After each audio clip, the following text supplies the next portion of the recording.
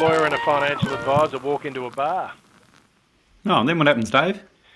Well, the question comes up around succession planning. You know, what is it really, and when should I be doing it? Oh, that's a good question.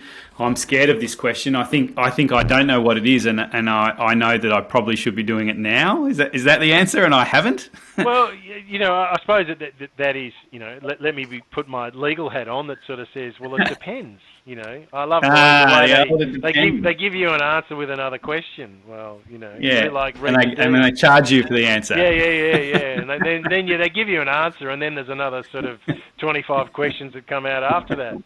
Yeah, so look, I mean, succession planning, like it's a really interesting topic, and we find from dealing in the you know, financial advice sort of space, what is succession? So succession can be a whole range of things. Succession can be an outright sale of your business. Yeah. Succession can be a third party. Yeah, it can be an outright sale. You're done. You're completely gone. No more involvement. Take the cash and move on. It can be a progressive sell down of your business, or it could be bringing in part of your management team that, you know, part of that process is that they're getting a bit of skin in the game. Succession could be transitioning to a family member, or succession could be, you know, keeping it within the family structure that you've got, but you bring in an independent management team, or it might be a CEO that's non-family but runs the business on your behalf. But and you still keep all the ownership. Yeah, and you may keep all the ownership, or So there's different ways that you can kind of look at succession, but succession is keeping something moving forward that supports the purpose that you're dealing with. So that to me is where what does it really look like, and what is the point of succession? Because to me, from a succession point of view, if you've started a business and you've grown it and it's supporting your lifestyle, at what point do you want to back away from it? And at what point do you say, enough is enough, I don't want to keep the business any longer? Okay, well then, you know, either... Look, we've had examples where people will say, I'm not sure what to really do with the business, but therefore their actual succession plan is that they're going to be drawing funds out of the business for, you know, a 3 to 5 year period or even longer. And then when they say, right, you know, it's going to be December 2026, bang, I'm going to shut the doors. Right, I'm not selling it. I'm not handing it over to anyone else in any way. I'm just going to stop doing it. Yep. And hopefully by then I've made enough money to be able to do something else. Correct. Like that's a... And at that point, are they retiring, or they may choose to go and do something else, and they just said, the business has served its purpose. It's done really well. I've really enjoyed the work, but this is my dead date. Now, they may find that they can sell it, but they're not driven to getting a maximised price out of it. They're happy to, and then they'll educate their customer base that says, we're shutting the doors from the 31st of December 2026. Yeah, well, that makes sense. I mean, my uncle was a GP for many years, and eventually, just on his own, and eventually just shut the doors to the practice. Couldn't really sell it because it wasn't really worth anything. But the GP practice had supported his lifestyle, and he had, you know, money elsewhere, and was happy. And he just shut the doors after what would have been 40 years or maybe longer, and that was fine. You know, it had met all his goals. You know, and that was a success. But you sort of think, unless you see, there's this sort of stereotype, I guess, unless you sell your business, you hear about this. You know, you buy the business, you grow it, and you sell it, and you make squillions. And unless you do that, that's somehow a failure. But I suppose it really depends on what your plan is and what kind of business you're in as well. I mean, there's a lot of businesses around that aren't worth much without the main owner, right? Correct. And so that's where you turn around and say, and this is where it comes back to the question becomes the definition of success to you as the owner of the business. Yes. So which is succession planning. Like that's what it's about. Right. How do I generate it to the point where I believe it's successful? So success can be, it's been a great business. It supports my lifestyle. I love coming to the business. But you know what? When we get to a particular point, I'm done. Or someone says, I really want to hang on to the business for longer, and because it's a really good business in the particular industry that it's involved in, I want to see it continue to grow. So therefore, over my period as the owner, I'm going to sell down or provide as an incentive to some of my key management a percentage of the business to a point where it might be then I sell out down the track, or it becomes an IPO, or it gets sold as a trade sale. Right. So there is no single defined definition that says this is what succession planning should be. It's the discussion around what does it look like, what do I want to use the business for, and so therefore when should I start doing it? Well, you start talking about it as you work your way through, because you may come to different junctures in the road that says, well, actually, this is going really well. Things have kicked off. Maybe I can bring in someone else that will help me continue with it. So it's a real kind of challenge that sits in there. Yeah, okay. So we're talking about succession planning. What is it really, and when should I do it? And the insight is really that it's something. It means different things to different people, I guess. Yes. I certainly feel as a law firm owner that I have an obligation to my clients that's ongoing, and that if I, over time, if I wanted to not work as much, or if I wanted to retire or whatever, which is hopefully a little while away, that I feel I've not had enough yet.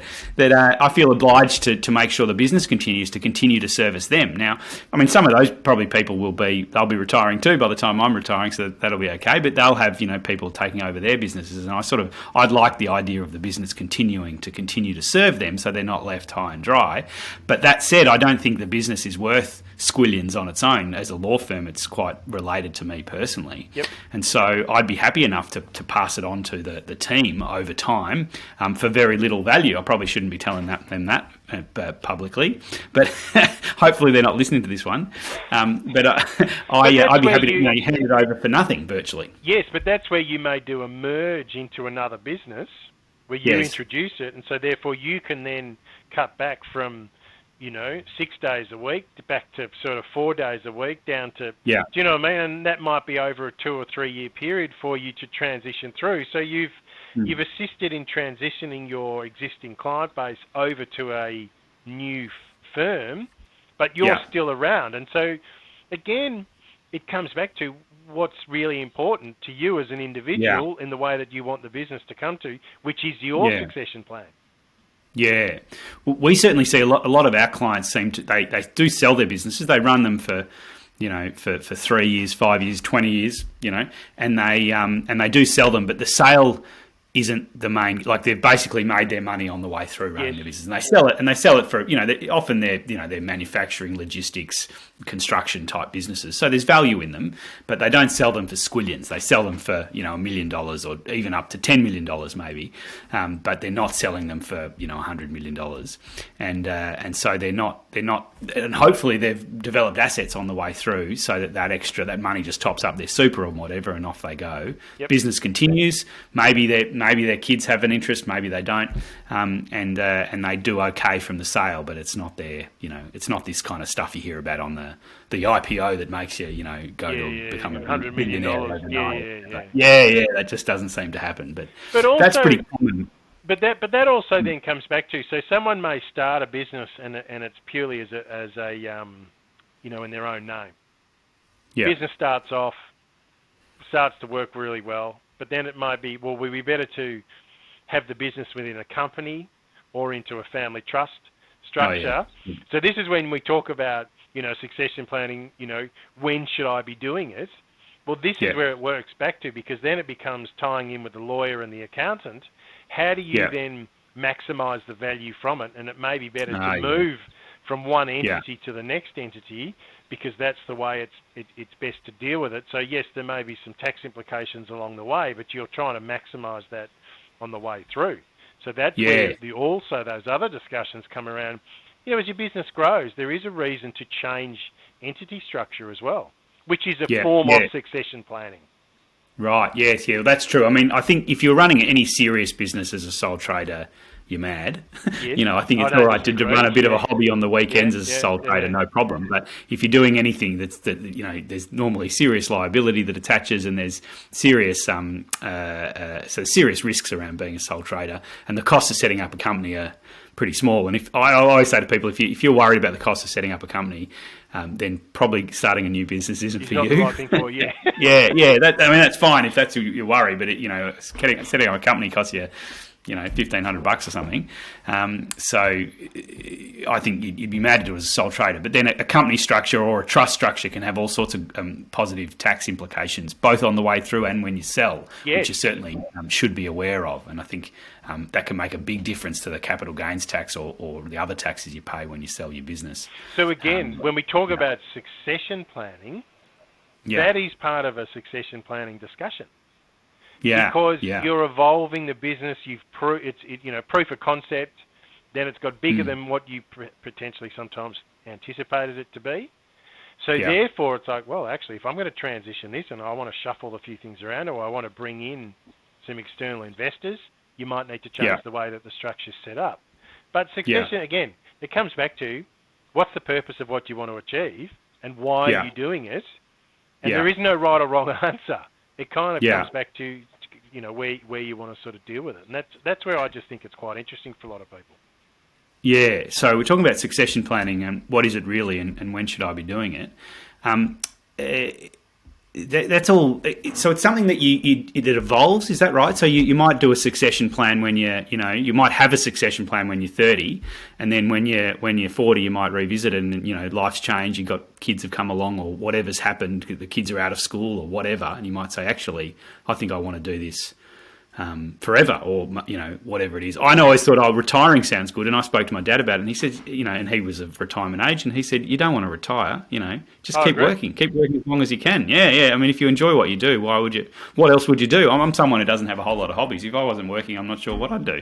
So I think I'll just work. I agree. So it's a transition rather than a retirement. I mean, to me, retirement is a point of view that you sort of go, well, I work to this point, and then I drop off. Not that I literally drop off the earth, but do you know what I mean? You just sort of stop. It's this transition. So that's why, again, succession can be you like being kept busy and you like what you're doing and you've started the business for these multiple reasons, but it may not be that you want to work 5-6 days a week. Yeah. But you want to stay involved. So therefore your level of involvement may move from being the primary point of contact for every decision in the business to, no, I want to be more strategic in the way that we do stuff, or I may only want to manage or engage closely with the key customers. So that's a great point. I'm still involved, but I don't have to worry about all the day-to-day management stuff. Well, your MD or a GM or a CEO to run. But you still want to be around, and you want people, but you're just functioning it differently. And I'm sure your spouse, they'd be quite happy for you to go to the office 3 or 4 days a week instead of being around the house. They might want you home more, or they might want you home less. Correct. So again, this is where it's really, you come into that discussion, and so to me, an overlay of any business strategy is embedded within that is your succession plan. Yes. And it will change year on year. Yeah, but that's very interesting. I never thought about it like that, Dave, in that. I think I'm starting to do it now because I made a decision probably 6 or 12 months ago. 6 or 12 months ago, I took every new inquiry that came into the firm I spoke to, and every bill that went out the door I checked, and virtually every bit of advice I checked, right? And I was going to have a heart attack, right? We might have a new client come in every day. So that's every day I'm speaking to at least one person, and you might have a couple of inquiries as well. So you're having at least 3 conversations every day with new people. And I thought, well, I'm the owner, I should talk to everyone. And that's a great idea, but of course it's unsustainable, and it's not really how I wanted to. I didn't want to be talking to new clients every day all the time. Like some of my existing clients I wanted to go and visit or whatever it is. And so I reshuffled all of that. And in a way, that's sort of the beginning of a succession plan because as I'm then less involved in certain things, then the other team members get better at that stuff. And then over time, I might work 4 days a week because, then I don't need to work 10 hours every day anymore. I can work a nice, cool 8 hours every day. Well, you know what I mean? And I agree. Yeah. And so this is the mindset for a lot of people is that succession is at a moment in time. And therefore we need to now start talking about our succession. My view on this is that succession is run in parallel to the strategy of your business. Right. Because the more the strategic directions you're going into gives you the capacity to make choices around how involved you want to be and how you want to work in it, which is part of your succession. But it's just It's part of the fabric of your strategy around. Look, some people are complete workaholics, and as far as they're concerned, the more the merrier. They want to get right into it. But in the end, a business is there to support your lifestyle and the way you want to do things and keep you interested. Yeah. But you also may be a very technical person. So therefore, if they might be an engineering business or a manufacturing that does a particular product, but the person that started it likes that, the product design. So they don't want to run the business, but they've had to do that as it's grown. Yeah. But their real interest is, no, I want to be in the workshop or in the lab. Yeah. Or, that's where I get my real passion around the business. Well, that is a succession, moving themselves, growing the business to a point that they can redirect themselves to the areas that they really prefer to be working in, as opposed to being the overall manager. And that's good strategy. As your business grows, you bring in the right people to manage parts of the business that you don't want to be dealing with.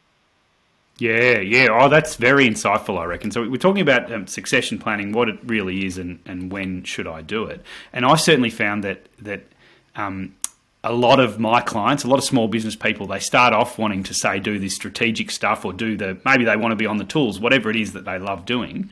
And then they just get drawn into the everyday drudgery of running a business, doing their BAS and doing all sorts of stuff. And then they actually, instead of the business serving them, and I probably fall into this category a bit too, instead of the business serving them, they're serving the business, and they're like a bigger slave than they were before they started the business.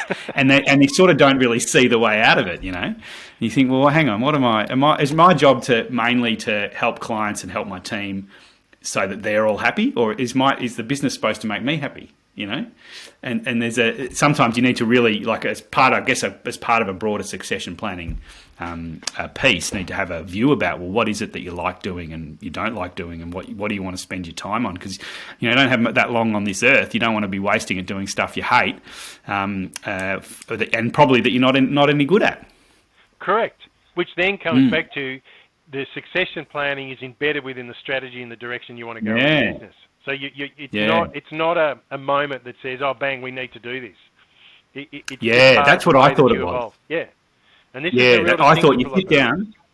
Yeah, you sit down with your lawyer or your accountant or your financial advisor or whoever it is, sit down with some advisors, maybe the wills and estates person, and you say, my succession plan is I'm going to hand over to little Johnny or whatever at this time, and it's sort of as simple as that. But it's actually a much broader question that's ongoing about how do you want to live your life. Correct. And what's important to you in your business. Is it, do you want to make as much money in the next 5 years as you can and then just close the doors, or do you want to build it up and sell it, or do you want to hand it to your children, or do you want to hand it to a charity, or give it to the Lost Dogs Home, or who knows what? So that's where we talk about succession planning. It's not a moment in time. It's something that is embedded within your broader business strategy. That's how I would encourage people to be looking at their succession plan. It's run in alignment with your broader business strategy, because ultimately the business is there to support you and your lifestyle around what you want to be able to do. As I said, some people want to run a business for years. Others are happy to, build it for 3 to 5 years, flog it, and move on to the next one. They like to build. They like to like that. They like to start a business, get it up and running, and then sell it to someone else, because they get bored with the sort of monotony of we've sort of been doing this for years. They're like, well, I want to move on to the next idea, get that up and. So this is, again, that's succession planning. You know that you're only going to be in it for 3 to 5 years, and your next succession is, well, it's basically a start and sell in that time period to then move on to the next one. Yeah, that's funny. Yeah, I know with my personality, I'm not particularly entrepreneurial. I don't want to, starting a business for me was sort of a means to an end. So it was a means to have a business. Yep. So now as the business matures, I'm happier and happier because I'm doing, looking after long-term clients is what I like doing, Yep. And so, whereas if you're an entrepreneurial person, you might just want to sell it as soon as you can. And you get bored with the monotony. Yeah. Well, they don't want to get into the point where they're dealing with the management of a business. Their excitement is, they're like, I like to start, come up with the new ideas, bring the team together, build it, and move on. Yeah. Well, that's very interesting. So that's someone else. So as opposed to another person, they love getting into a business that has long-term customers or clients, and they like the relationship components of that, and that's where they get a real kick out of it. So therefore, they see a business that might be more of a, 15 to 40 year kind of time span, or it's a business that they want to build that they can then hand over to a family member. Yeah. So we're talking about succession planning.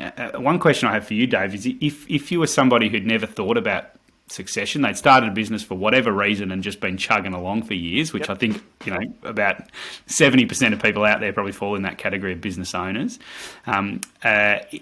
What's the first step? Is it a soul-searching session of, well, what's important to me and where do I see my life in 10 years? Or do they go and make an appointment with their financial advisor? Or how do you get started on all of this? Yeah, that is probably the first point, is one is to have that third party, to have that discussion with them.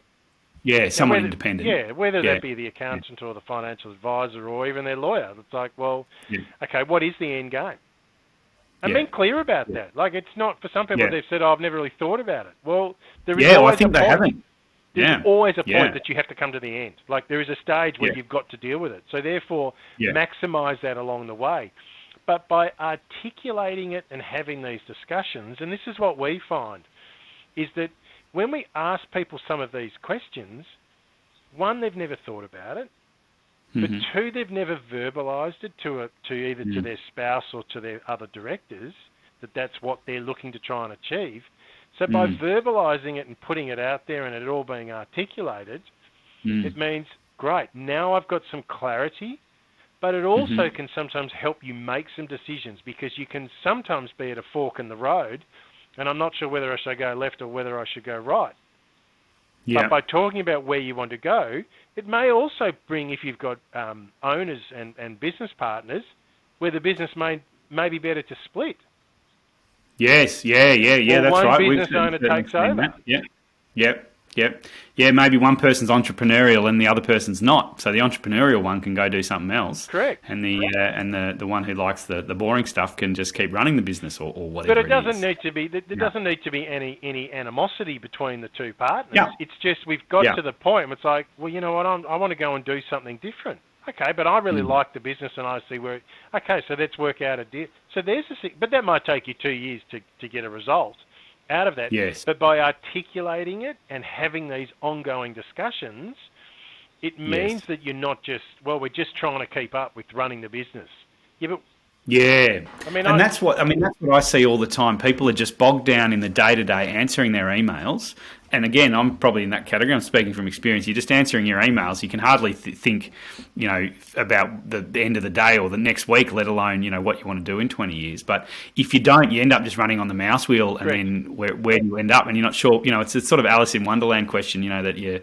What's the quote about the road? Which road? Where are you headed? And she says, I don't know. And the cat says, well, that's great, because then any road will get you there. Correct. You got to know where you're going. Yeah. Well, but you make those choices and challenge yourself around. Yeah, but why do you want to go in that direction and not the other direction? Because of this, this, and this. But if someone can't answer those questions, so this is where the discussion and the verbalization, the talking about this sort of stuff, we're not always going to come up with an answer. But the importance of it is that people are talking about it and being clear around the direction that they want to go to. And it also then comes to the point that says, have I got enough? Like, I might have a great business, but when is enough to then say, well, I want to go and do something else? So it's like, you know what, the business is doing what it needs to do and I don't always need to be here. Okay, great. Yeah. So now go do something else that you're interested in. Yeah. Now, if you don't know what you're interested in, that's a different issue. But again, that's a really important thing, because it's like, well, okay, so we need to then help you transition through part of that. Now, for some people, they're going to be like, you'll carry me out of this business in a box. Okay. That's an individual choice. But, generally people have got other areas of interest that they have in their lives that they'd like to spend a bit more time in. And it doesn't have to be an immediate. You don't have to just go, I'm here, and then the next day it's this. It can be this gradual transition. And again, this is what we talk about. It's succession planning. Where are you transitioning to get to the point where you go, now I'm really comfortable with the direction we're going in? Yeah. Well, some of the successful clients we've had over the years are really in the midst of the points they make are running a business is risky. It's always risky. Running a business is a risky business. Risky business, and that it's stressful, and that at some point in your life you say, I'm not sure that what I found exciting before now I just find difficult and annoying, and they're really in this because of those issues. They're really in the point in their life where they're transitioning from being involved in an active business to managing investments, to being an investment. So they might have been a logistics company for many years, but now they own 6 warehouses and whatever, and that they've paid off through the running the company and a whole bunch of trucks and all sorts of stuff. And so they can just sit back and collect the rent or whatever it is, manage their investments, low risk, sell the business or whatever, but become really investment managers and do stuff they're a bit more passive. Yeah, that's right. And de-risk themselves and de-stress themselves. So that all seems like a pretty sense. And if you had a good business for many years, whatever happens to it, then you're normally in a position that you can do that. Correct. And that again comes back to thinking about what that. Because to turn around and say, I'm just going to hang out the shingle out the front and say it's for sale. Yeah. One, you're not going to maximise your price, but 2, there could be a whole range of other sellers out there at the time. So manage your sale process if that's what you want, or manage your exit away from the business. And so this is where we, again, let's start now. Today's a good time to start. That's why when we talk about when should I be doing it, well, I knew the answer was going to be now. It's always there's no. Well, I mean, you can turn around and say, well, I don't want to talk about it for 12 months. Okay, so then in 12 months' time, let's start talking about it. But I know that if you say that to a person, they would have been thinking about it in that time, and they'll usually bring it back and go, no, we really need to talk about it now because you've planted the seed to want to start talking about it. So that's it does sound like something that you got to reflect on, talk to your partner about, talk to your children about, whoever your business partners, whatever that is. Talk to the various decision makers in your life, maybe maybe your parents, maybe your whatever it is, and get get a feel for where everyone sits, because it's often not just about you. And then when you realise that your kids definitely don't want to be involved in the business, in a million years, or that your partner wants you out of the house, not at home, then you can make a choice armed with all that information. So I guess because it's a process, it's going to take more than just a single meeting with your financial advisor. Correct. And because a lot of the time, in certain circumstances, the business was the first baby. Like you start, like there's blood, sweat, and tears in this entity that has done, and it's like it's not something to give away easily or to kind of stop for a lot of people, because there is an identification of their personality within it. Yeah. So again, you got to just bring it along and have these discussions. So that's where I say, if we kind of wrap this up, from any form of succession planning, it becomes part of you're running it in alignment with your business strategy. Yeah, which is sort of in alignment with your life plan, right? Correct. Yeah. You don't have to separate the two. Yeah. I mean, I just see people often being dragged around by their business instead of leading their business. Absolutely. I mean? Yeah. And you can change that, but you need to take proactive steps, not reactive steps. Yeah. Be proactive around where you're taking this organisation that you have control over. Like it's not the tail's not meant to wag the dog. Yeah, well, that's what I see all the time. The tail wags the dog, and people just end up slaves to their business. Correct. Rather than making it, or even make assumptions about what they want in their life, which they haven't really thought through. Yep. And when it's not delivering, they go, "Why am I unhappy?" Even though I'm making good money or whatever. And you say, "Well, that's because you really like sailing, and you haven't gone sailing for 10 years because you've been so busy at your business." Yep. Yeah. Always an interesting one, those ones. Yeah. Why is there a boat sitting there? Yeah, that you seem to keep pouring money into. Everyone else gets to use it except you. Yeah, that's right. Maybe you want to sell that bad boy or retire and go sailing, Correct. Yeah. Okay. All right, thanks, Dave. Well, that was a really good session and great insights on that. I think I'm going to have to start reflecting on where I want to be and being proactive instead of reactive. I think I certainly fall in that category. Yeah, and it is. It's a conversation, and it's important to have, and baby steps. Like you don't have to just dramatically change quickly, but just kind of think about it, and people will sit and think on these different ideas. And I think, especially if we're coming into the at certain times of the year, people will sit back and reflect upon, their previous 12 months or, so they're kind of like, maybe I need to look at some of this stuff. So that's always an important one too. Yeah. All right. All right. As always, great talking to you, Dave. Thanks for all of that. Quality once again, Alex. We'll All talk right. soon. See ya. Thanks, team. See ya.